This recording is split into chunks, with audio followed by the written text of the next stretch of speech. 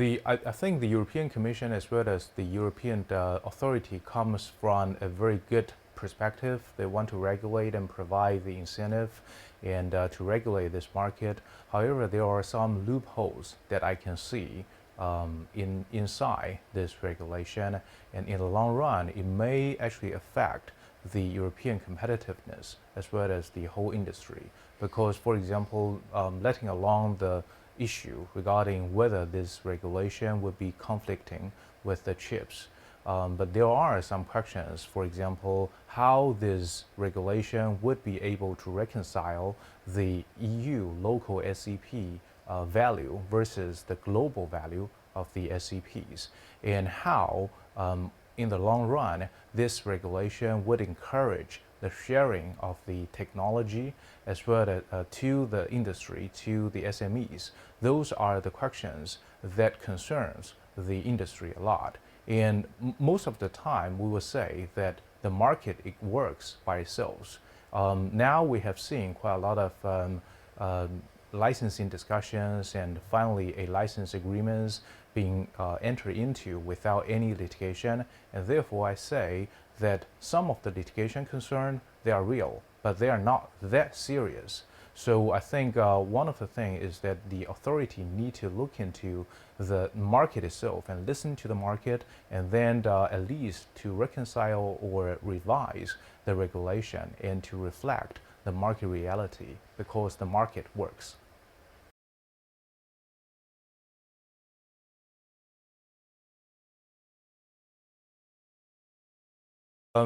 I would not call it a challenges, but I would call it an opportunity.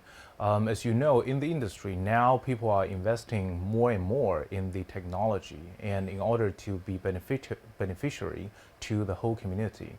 And 5G and especially 6G, for example, Huawei ourselves, we have in last year we have invested more than 25% of our revenue into the R&D, and with those more investment into the R&D, and which would generate more and more cutting-edge technologies for this industry, we are able to sharing the technology through the standardization work, through all those licensing work, and the opportunity is that, first of all, whether or not the industry will realize this benefit, and second, which vertical would be benefiting from it, and more that how the industry participants, including the patent holders as well as the implementers, how they will be able to cooperate with each other in order to build up a good licensing forum and licensing community, so that more and more people and community would be beneficiary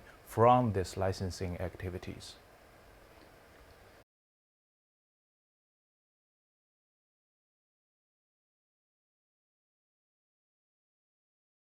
Always Huawei is advocating about a flexible licensing strategy, meaning that we're keeping exploring the different licensing routes, including patent pool licensing, including bilateral licensing, other ways. And Avanci patent pool, now we have seen it as a patent pool with more and more patent owners, including the European patent owners, US patent owners, and now with Huawei joining, a key Chinese contributors to the standards. And it would offer us a true one-stop shop to the industry. And then by this one-stop shop, we would be able also to share our technology to the European implementers. We have seen now, like for example, Mercedes has already joined the Avanci pool, so being the one who has benefited from the technologies by Huawei, by the other patent owners. And of course, it does not mean that Huawei would stop exploring the other opportunities for the benefit of the communities, including the bilateral license. I mean, last year, Huawei has entered into like more than 20 license agreements with the automotive OEMs, so bilaterally. So this is yet another way to do this, but we would like to offer more opportunities, more options for the industry. So I mean, joining the pool would be another demonstration that Huawei is being flexible in this licensing activities.